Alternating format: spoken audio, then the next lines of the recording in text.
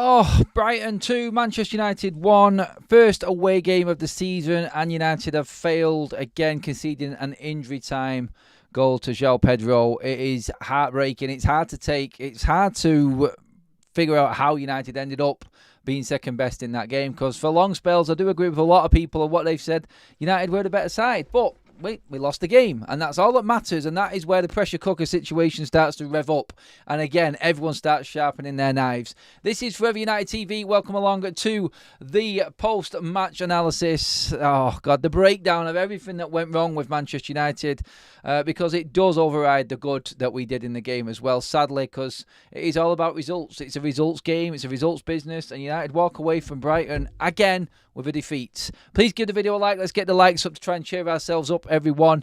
Please do make sure you hit that subscribe button as well, and give me your thoughts in the live chat right now, and get your comments in below on where you think Manchester United went completely wrong in that game there today, because it was just a disastrous last quarter to the game, I thought, for United. Let's get into it. Let's break it all down in terms of what happened, how that went through, and got to where it did in that game, because United thought we're the better side in big spells in that game, in huge spells in that game, in fact. But as always, we switch off. As always, we can't finish. And as always, we end up being on the wrong end of the result. And it always seems to be that way at Brighton. Again, with another injury time bleeding goal. Oh, look, there were a lot of good in that game in terms of the structure, the way United played. We weren't giving away chances. We're a lot harder to beat. That's a definite right now. But it's difficult to accept a last-minute defeat. And again, I thought United probably deserved at least a draw out of it. It was unfortunate that we completely switched off twice in defensive situations from crosses. The first goal itself, I mean, you look at Harry Maguire, and between him and Andre Onana, personally, I want my goalkeeper coming out and just absolutely emptying everyone in his path. With a cross like that and a decision needed to be made in coming out for it, honestly, I do not like goalkeepers that don't come off their line. Andre Onana takes an absolute age to come off his line. I wasn't really impressed with his performance today. Again, Onana, he just gives me massive amounts of anxiety and heartburn, that man. He does. He doesn't really give you confidence. And the old traits and the old sort of like half-heartedness came back in from what was last season with Onana. Look, he wasn't the biggest issue. There wasn't really a massive issue with United today. I want to make it clear. Like, you know what? There were times in that game I thought United were just going to walk away with it. But again, if you don't finish your chances and you don't make that right decision in the final third, then when the pressure comes on the defence and they do make an error, then it looks twice as bad. And that's what's happened. Again, Manchester United not finishing, not creating enough. And when it comes to the other end, the mistakes that the defence make are ending up costing us. Personally, when you look at it, the starting lineup, if it ain't broke, don't fix it. But you've got to also say, look, people saying unchanged side. Why would you change a side that's not been beaten or has won in its last game?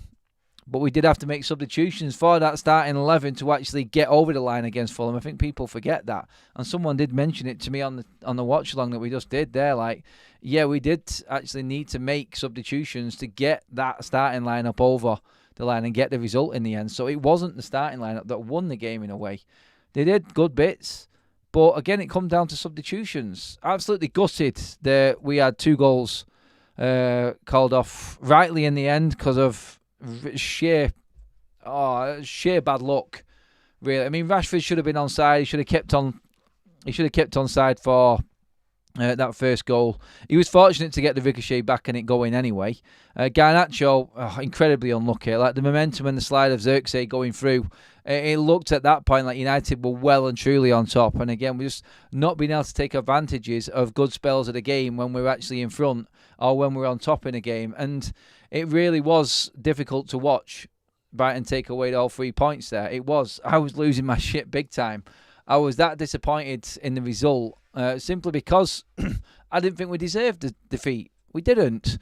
But when you cannot coach out individual errors. Heat of the moment. I've seen a I've seen a tweet from, I think it was Ronald de Boer or Frank de Boer, saying not one of the Manchester United players looked around them when that cross was coming in for the winner from João Pedro. Like, every single one of them was ball watching. And there was 3 Brighton forwards running in at the back stick. Any one of them could have put the ball in the back of the net. And not one United defender alive to it. Personally, I had an issue with the substitutions that Ten Hag made. He has come out, anyone asking why Mason Mount was brought off at half-time and it being the wrong decision. Sadly, I wish it was just the wrong decision, but it looks like Mason Mount has got an issue again, and he's been brought off because of injury. That's all we bleeding need. Honestly, it's like 2 games in and we're talking about this, because Mason Mount was good in the first half, I thought, and probably our most positive forward player. But when you're having to bring him off for injury again, you start to get that whole sinking feeling. Another defeat, errors at the back, more injuries in midfield. It's just a difficult one, isn't it? It's difficult to sort of analyse because of the spells in the game where we actually were on top. And it's like, I can feel it inside me now, actually. I can actually feel like anger that we lost that game. Like, angry that we switched off because Brighton didn't deserve to win the game. They didn't. They're celebrating there like they pulled off this tactical masterclass. It was anything but. It really was. They were lucky. They were extremely lucky to have 2 goals disallowed, like I said, and still come away with nothing. Having scored a great goal from Ahmad. And we've had some decent passages of play. Well, look, the result's the result. We've got to accept it. At the end of the day, you don't take them chances. You make individual errors, you switch off, you get punished in the Premier League. And United should have learnt this from last season.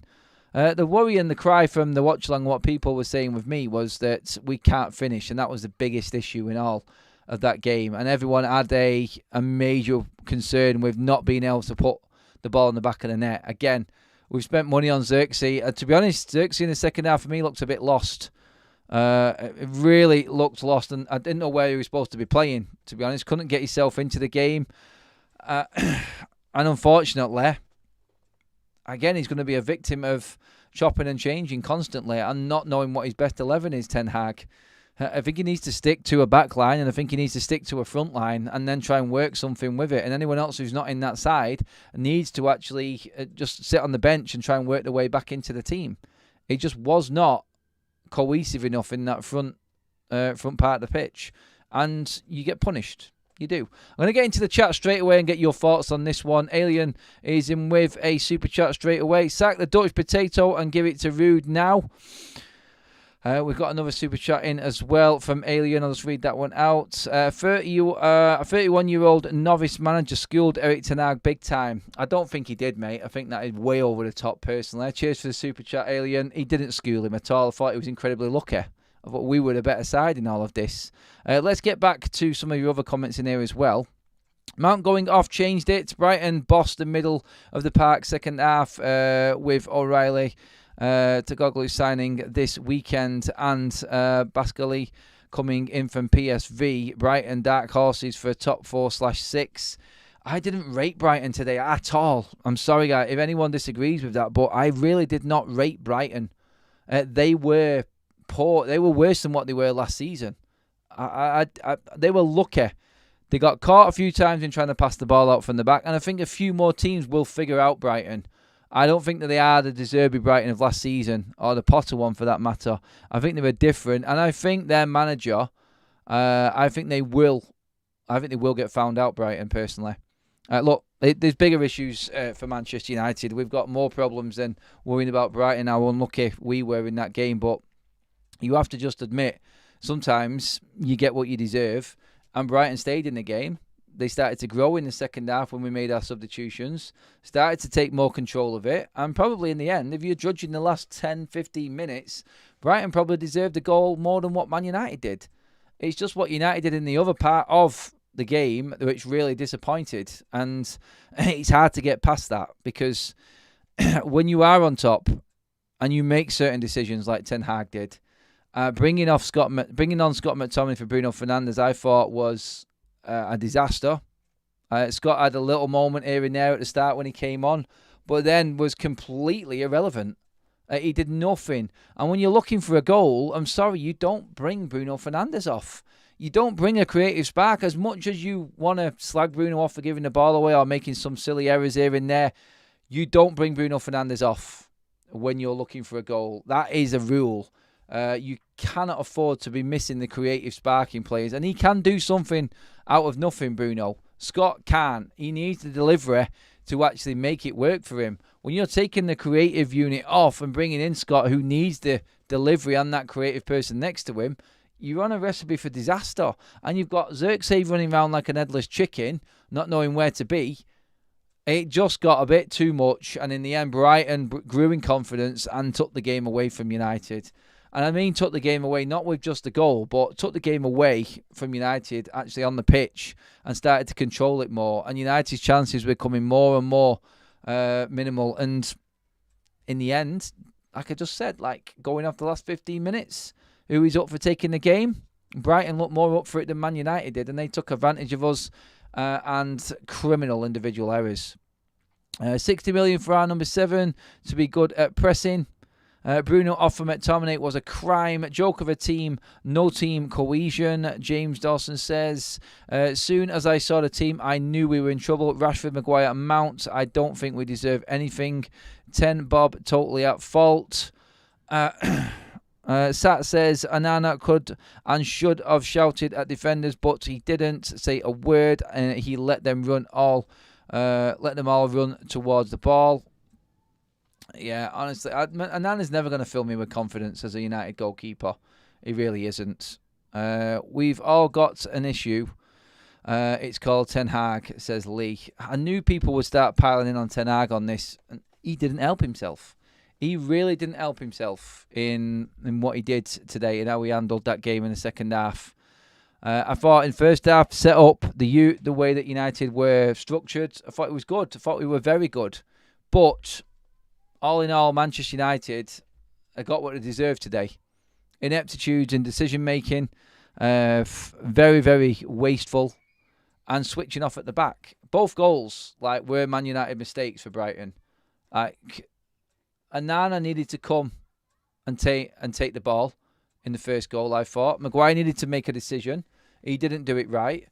And I thought, there's an abundance of errors for the second goal, which we conceded. And that was that United just switched off. And that switch-off mentality is there from last season.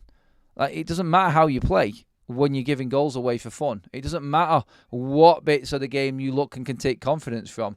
Because all that matters is Manchester United, as you can see in the table, where we finished last season in 8th position with 0 goal difference again. 2 goals. We just don't look like we're going to score. And when you don't score, the pressure mounts on the back line, and then the back line ends up making an error which costs the team, and we end up losing. And it's the same as it always was, and it's the same as it's always going to be going forward this season, unless United figure out the front line and stick to an actual pattern of play and how you want this team to work. The chopping and changing, why did Anthony come on? Useless. A lot of people were pinpointing him and saying that he was at fault for that goal, for just turning off completely and not closing the ball down a second time. Why did Anthony come on? It looks like Ten Hag is just trying to get game time for everybody and making sure that everybody has had some minutes on the pitch. De Ligt did not need to come on that pitch. I know as a centre-back, you don't change a centre-back partnership when it's 1-1. You don't need to make a substitution. Unless Harry Maguire is injured, you don't change it.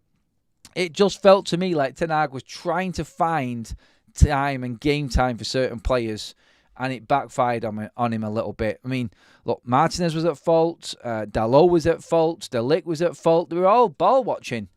Every single one of them just completely blanked out, and you lose the game. Everything that you did, all of the good work, you go out of that game now with 0 confidence, and this is where you'll actually find the managers and the coaches now earning their corn at Manchester United, because they're going to have to try and bring this team back around for a massive game against Liverpool. Because if United lose to Liverpool and we go into this international break off the back of 2 defeats again and another shit start to a season under Ten Hag, you know where the fan base is going to go.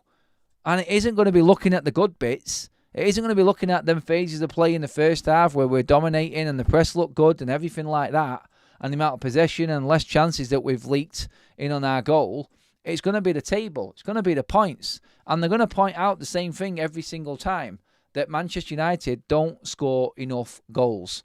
And we had a chance to rectify it this summer in getting players in. Like Xerxes is a good player. And don't get me wrong, when we get Højlund back, Ten Hag is going to have to take charge of that forward line. Who is his best? Rashford, for me, I thought his energy levels were all right, good. But again, massively lacking in confidence. And how long can you keep playing a player that isn't going to give you anything? How long can you keep playing a player that can't stay onside and then cut through crucial moments? You need clinicalness in that front line, and Rashford just hasn't had it.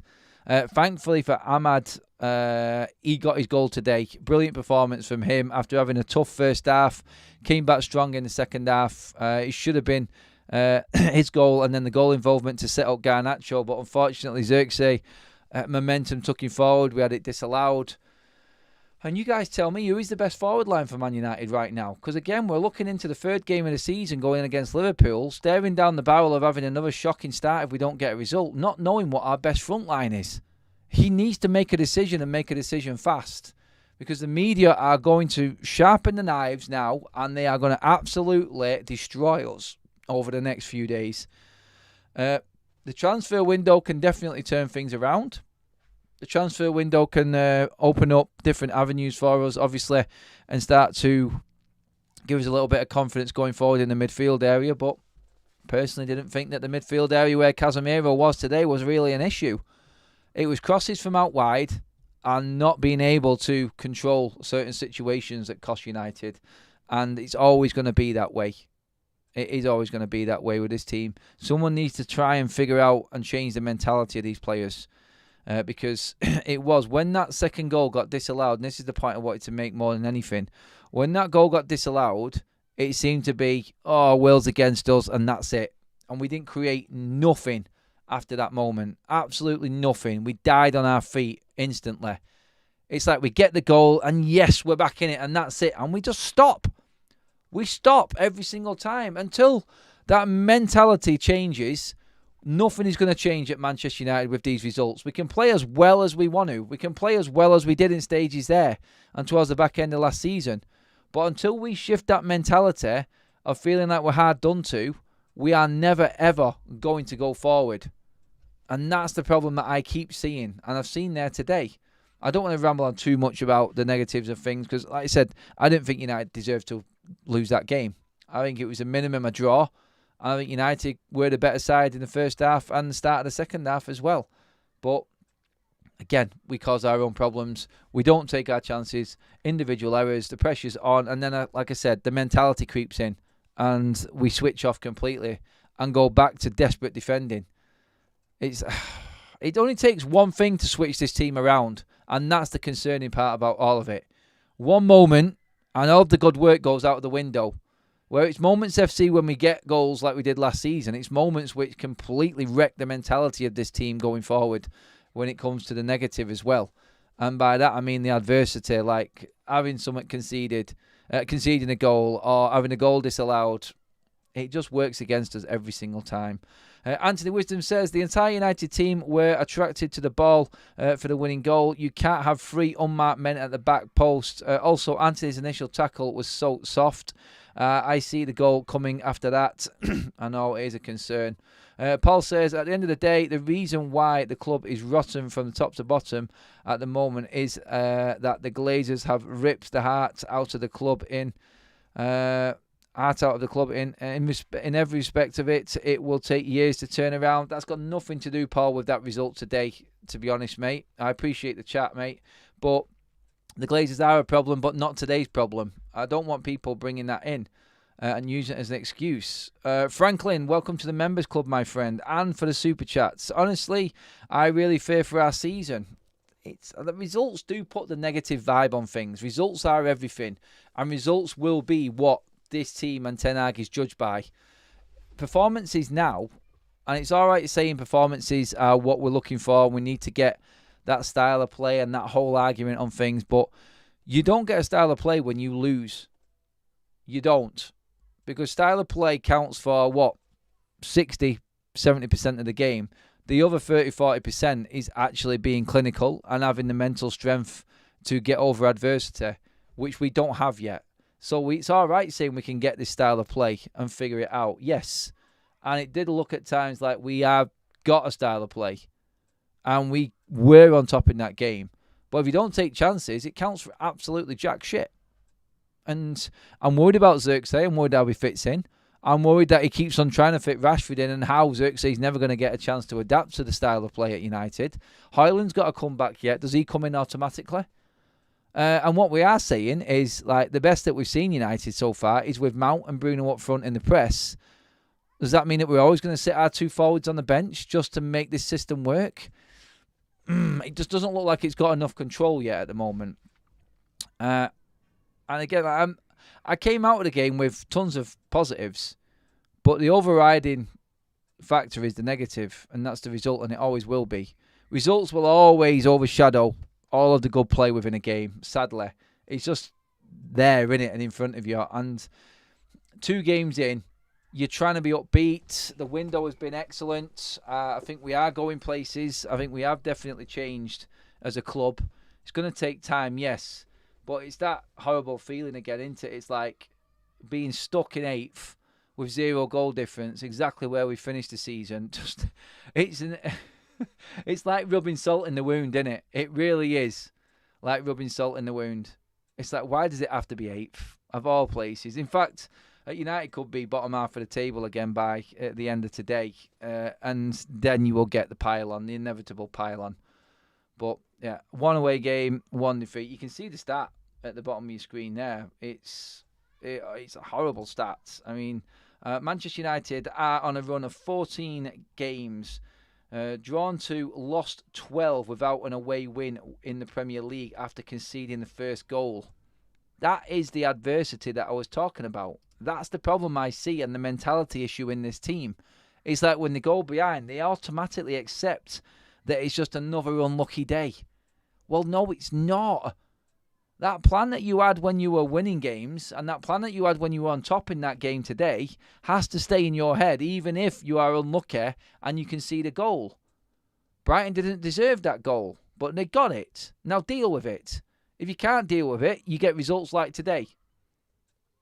All right, guys, talk to me. Let's get into the chat and see what you're saying. Xerxes and Højlund are understudies to a proven and reliable striker we do not have. Mashup says, players have to take responsibility for stupid mistakes on the pitch, like leaving 3 men unmarked at the back post in injury time. Yep. Alien 8 says, yep, a player like Ivan Toney would have been great for us today. Yeah, I know we don't want to talk about players that are not with us, but it is like clear what Manchester United really do need. Eric Ten Hag got it wrong again. Why we don't play our strongest players? Xerxes, Garnacho and De Ligt subs. Why put Bruno as striker where we have Xerxes? That's from Iskander. Shackley says Mainu is not a runner. Eric Ten Hag playing him in the wrong. Playing him as a 10. Pete says, what is the point of subs with 5 minutes to go? Especially when it's defensive subs, when we don't really need defensive subs. I thought United were handling Brighton well enough, but I just didn't understand the De Ligt substitution. It was a strange one to me because Maguire was doing fine. United were in control to a certain degree, and then you just cause all sorts of chaos by bringing a different centre-back on, and everything changes. And let's not forget, like, De Ligt was ball-watching. Completely ball-watching in that move, alongside Martinez. It does upset the apple cart when you make the substitutions that late in defence. It's absolutely ridiculous. You don't need to do it. Don't upset what's already working all right in a defensive department. I understand chasing the game for goals and that. If you had a lead, then maybe bring an extra defender on to see it out. But making a substitution like the centre-back, De Ligt coming on for Maguire, is just a bit strange to me. Very strange, and I just don't understand it. Brighton have a clear style of play after having that manager in for 2 games. Getting Rashford confidence, what the F. Muppet colony stuff. Ten Hag gets lucky sometimes, but most of the time he's just not at the races. Substitutions for the sake of it, says Mashup. He is trying to get him up to pace. Yeah, but you can't bring him on, Ben, in that situation. Not when you're desperate. You can I think bring him on like when you're defending the goal, but when you 1-1, honestly, I think personally, it was a mistake in bringing De Ligt on the pitch. When you've got a defensive unit that's worked together all game and it's been working fine, don't change it. Like Maguire came off against Fulham simply because he had a calf problem. He hobbled off, so De Ligt came on. Never change a defence. Never change a defence. Keep the likes coming in, guys, please. Let me know what you think. We are on a bit of a downer right now after that result, but hey, look, we've still got transfer windows to get through, and then another game against Liverpool. We are going to have to turn up against Liverpool. Desperately going to have to turn up. Rashford cannot keep starting. McTominay gave us no balance in midfield. Sell both, says Mason. None of the management and tactics adds up. Brighton totally deserved that win-off. Hertzler made 3 positive substitutions with 3 minutes plus on the clock. Yeah, he did go for it in the end, to give him his credit. Will one of the commentators ever grow a set of balls and ask Erik ten Hag why on earth he keeps bringing defenders on? No, they won't, because the scripted questions. Set up again to simply contain the other side, as to opposed to going to win a game. We're Manchester United. A lot of people going in on the same thing. How many more games are they going to bloody lose in the last few minutes? I know Erik ten Hag's Manchester United's year 3, trying to do the same thing again and again and again and expecting different results. It seems that way, doesn't it? It does. It's difficult because you wanted to be talking today, and I was going to be talking today about certain good moments in that game. But, again, I keep going back to the same thing. It counts for nothing when the result doesn't go right. Yeah, we can look at that as a positive. Overall, we were a bit better. We weren't conceding as many chances. We looked like we had the sort of plan. The structure was right. And we just blew it again. But it's always going to come down to the same thing with me. I know these players have got qualities. I know these players are good enough. But these players don't have the right mentality to be Manchester United players. And that will always be the issue with this football team. Always be the issue. And we're just going to have to accept that. We're going to have to accept that we're a bit away. But we get on that pathway to getting the answers when Ten Hag settles on a starting 11. And it worries me more than anything that he still doesn't know his best starting 11. I still don't think he does. If you're going to bring the amount of players in that Ten Hag has brought in, you need to at least know that you've got a starting 11. And you know that them players are going to come in and be part of it. And until that, everyone's going to keep on complaining, I feel. But, yeah, look, there's plenty of negatives alongside the positives, as always. But I just look at United's starting 11 as the main issue right now for Ten Hag. I personally would have brought De Ligt in from the start. I would have put Xerxes in. I just don't like the fact that we're going along with this 9-9 thing with Mason Mount constantly and Bruno Fernandes. And now Mount's injured again. So maybe, I don't want to say silver lining with Mount being injured because I want him fit because he needs to have a mega season. But maybe this is going to force Ten Hag's hand now in the Liverpool game and playing a different lineup. DJ John with a super chat says bench Rashford for F's sake. A lot of people going in on Rashford again and saying he just is not cutting the mustard. He's not good enough. And he did, like I said, he showed energy today, but he just hasn't got an end product. He's just not good enough. Look. Guys, get your comments in below. It is all negative because of the result. Maybe when you sit on it, have a think about it, I'll come back. I'll be back later on at 7:30 tonight with a normal update show, guys, going over the transfer news and everything going on. But just get your comments in below on this video and let me know what you think. Let me know how you've seen that game going down and where you thought United were at fault. And the positives as well. Get them comments in as well, guys. It's hard to be upbeat after a loss. There were positives within the game, but for now, guys, again, we move on. Another defeat for United away from home. Another defeat at Bleeding Brighton. God, I hate that place. But we move on. Big week now for United in the transfer window. We'll be back later on with the update in that. But until then, guys, cheers for tuning in. Thanks, mods, in the chat.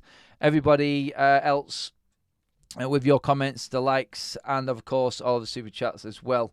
Thank you, everybody. I will be back later on this evening at 7:30 with the normal roundup show regarding the transfers. Until then, guys, have a good afternoon. Try not to dwell on it too much, and we'll be back later on with a different sort of look on it. Let's go and have a drink anyway.